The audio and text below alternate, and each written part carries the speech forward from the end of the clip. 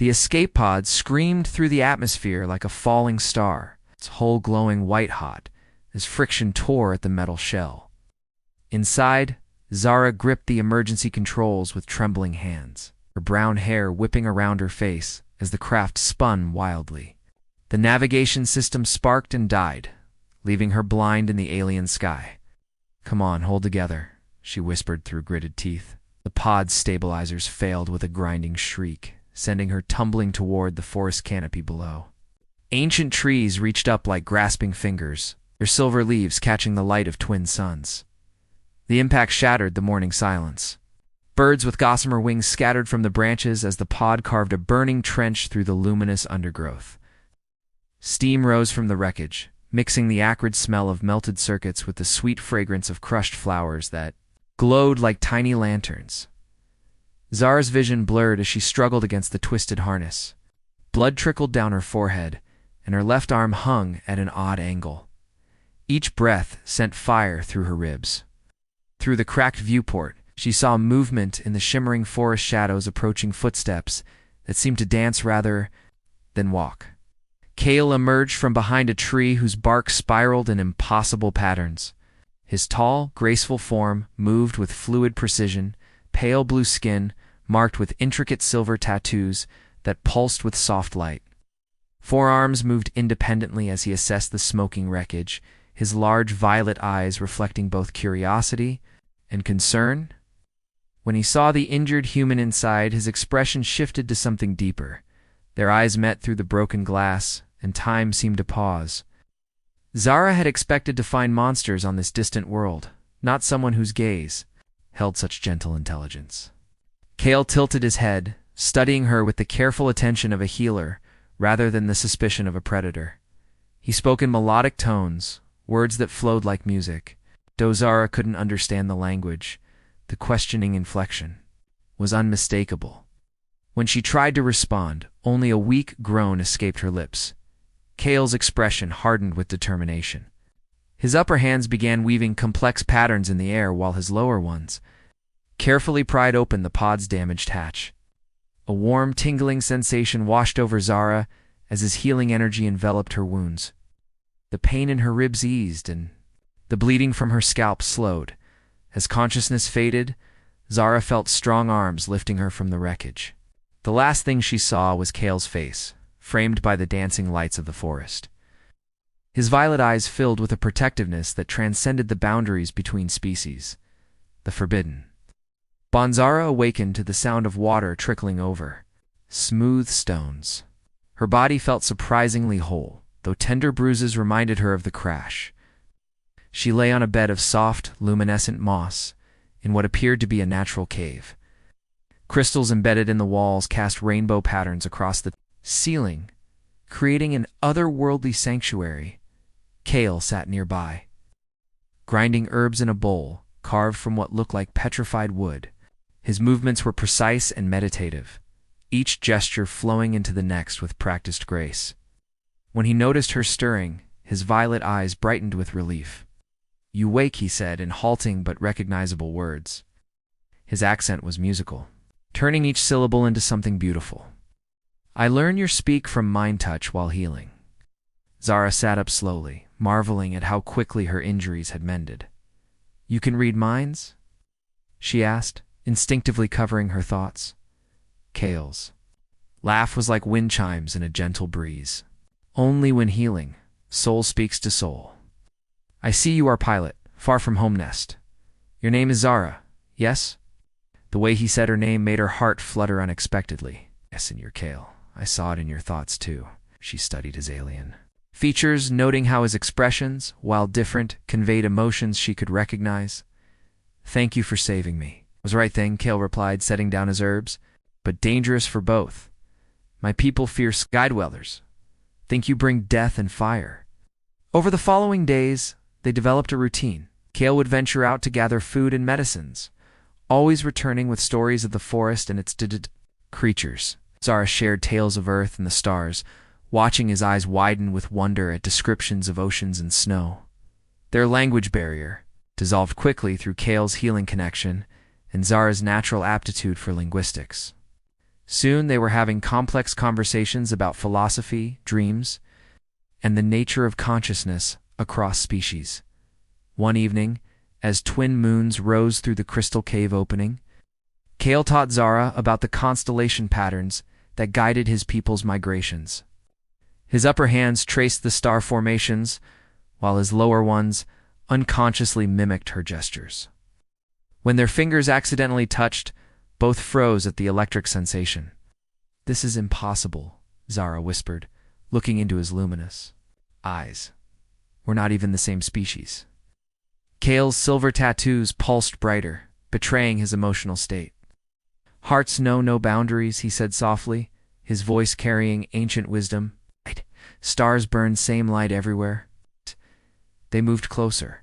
Without conscious decision, drawn by a force stronger than logic or fear. The hunt begins, the piece of their hidden sanctuary shattered like crystal in the pre-dawn hours. Kale's head snapped up from where he'd been sleeping beside Zara, his pointed ears twitching at sounds only he could detect. His tattoos flared from silver to deep blue, warning of immediate danger. "Hunt pack comes," he whispered urgently, his forearms moving in swift preparation. "My brother Raven leads them." He sensed stranger presence through forest mind. Zara bolted upright, her heart hammering. During their weeks together, she'd learned about Kale's militant brother, who viewed all outsiders as threats to their peaceful world. "How long do we have?" "Moments only." Kale gathered essential supplies with practiced efficiency. His healing herbs went into one pouch, dried fruits into another. "We must reach the Singing Cliffs. Their old laws protect those who seek sanctuary." They fled through the luminescent forest as the first hunt calls echoed behind them. Zara marveled at Kale's ability to navigate in near darkness, his connection to the living forest guiding them along paths invisible to her human eyes. Glowing spores marked their passage, a trail that would lead their pursuers directly to them. "Can't you hide our tracks?" Zara gasped, as they vaulted over a stream whose water sparkled with bioluminescent fish. "Forest cannot lie to its children," Kale replied, his breathing still steady despite their desperate pace. "But it can delay them. Watch." Pressed his lower hands against a massive tree whose trunk spiraled impossibly upward. The bark responded to his touch, branches shifting to create false paths that led in 3 different directions. Confused shouts indicated the ruse was working, at least temporarily. They climbed higher into the mountains, where the air grew thin and stars blazed with alien intensity. Here, away from the forest's living glow, darkness provided better cover. Kale's thermal vision guided them, while Zara relied on touch and trust. During a rest stop in a sheltered alcove, their bodies pressed close for warmth, the tension of the chase transformed into something more primal. Kale's skin radiated gentle heat, and his unique scent of rain and growing things filled her senses. When he turned toward her, his eyes reflected starlight like violet gems. "If they catch us, they will separate us forever," he said, his voice carrying the weight of absolute certainty. "Different worlds, different cages." "Then we don't let them catch us," Zara replied fiercely. She reached up to trace the silver patterns on his cheek, feeling them pulse with warmth under her touch. "I won't lose you, Kale. Not when I've just found you." Their kiss was desperate and tender, a promise made under alien constellations.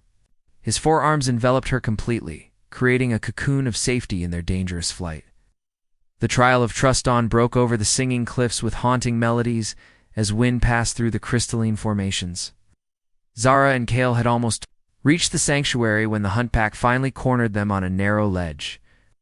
Overlooking the musical stones below, Raven stepped forward from the group of armed pursuers, its appearance a darker mirror of Kale's grace.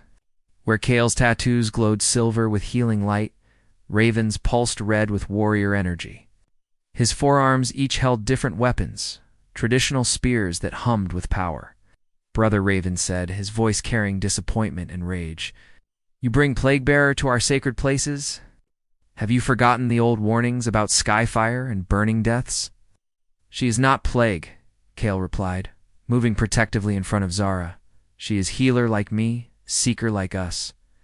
I have touched her soul depths and found only light." Raven's Red tattoos flared brighter, soul touch with alien filth.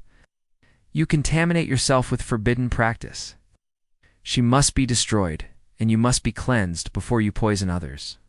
The hunt pack raised their weapons, but ancient law prevented them from striking within sight of the singing cliffs. Still, they formed a circle that made escape impossible. Zara felt the weight of their alien gazes, seeing fear and hatred where she'd grown accustomed to Kale's acceptance.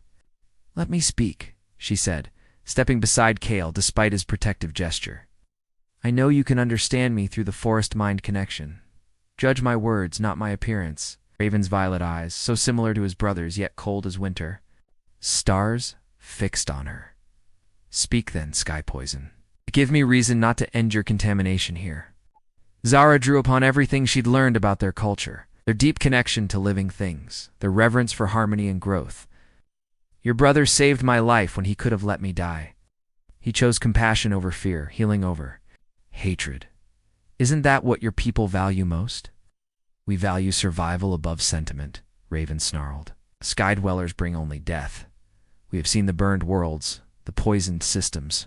"Some do," Zara admitted. "My own people have made terrible mistakes, but I'm not here to conquer or destroy. I'm here because the universe brought me to someone who sees past differences to what truly matters." She reached for Kale's hand. "There. Fingers intertwining. Love transcends species, Raven. Your brother taught me that." The crystalline cliffs rang with harmonies that seemed to echo her words. Raven's tattoos flickered between red and silver as he struggled with conflicting emotions. Around them, the hunt pack lowered their weapons slightly, uncertainty replacing absolute conviction. "Trial by combat," Raven declared finally. "You fight me, Skydweller? If you win, you may plead your case to the council. If you lose, your contamination ends here." Kale started to protest, but Zara squeezed his hand. Had to prove herself worthy, not just of his love, but of his people's acceptance. Two worlds, one loved the trial circle formed on the crystal platform as the singing cliffs provided a natural arena. Raven's forearms moved in perfect coordination, each wielding a different traditional weapon of his people. Zara stood opposite. Him with only her human determination and the combat training from her military days. "First blood ends it," Raven announced, his red tattoos pulsing with warrior fire. "But know that I will not hold back, Skydweller. The battle was fierce but brief." Raven's superior strength and additional limbs gave him every advantage, but Zara's unpredictable human fighting style caught him off guard. When she used momentum to flip him over her shoulder, his own weapons tangled together. Creating an opening she exploited with surgical precision. Her knife touched the hollow of his throat before he could recover. "Yield," she said firmly, though her breathing was ragged. "I don't want to hurt you, Raven. I want to understand you." Raven's eyes widened with something approaching respect. Around them, the hunt pack murmured in their musical language. He'd been bested by an alien, but with honor and tact. "You fight with cunning, not cruelty," he admitted, his tattoos shifting from red to neutral silver. "Perhaps brother chose better than I thought." The trial that followed lasted 3 days as representatives from surrounding tribes gathered at the Singing Cliffs. Zara spoke of her world, her people's struggles and achievements, their capacity for both creation and destruction. She answered every question with honesty. Even when the truth painted humanity in unflattering light, Kale testified to her character, sharing the memories of their time together through the soul touch that allowed others to experience her genuine nature directly. When he spoke of love that transcended physical form, his words carried the power of absolute truth. The final vote was close, but the tribal council granted Zara sanctuary status. More importantly, they recognized her bond with Kale as legitimate. Under the ancient laws that govern matters of the heart, on their last night at the cliffs, as crystal harmonies sang their eternal songs, Zara and Kale stood together watching the twin moons rise. His forearms held her close, while her hands traced the silver patterns that now pulsed with deep contentment. "What happens now?" she asked, knowing her rescue beacon would eventually bring ships from her own people.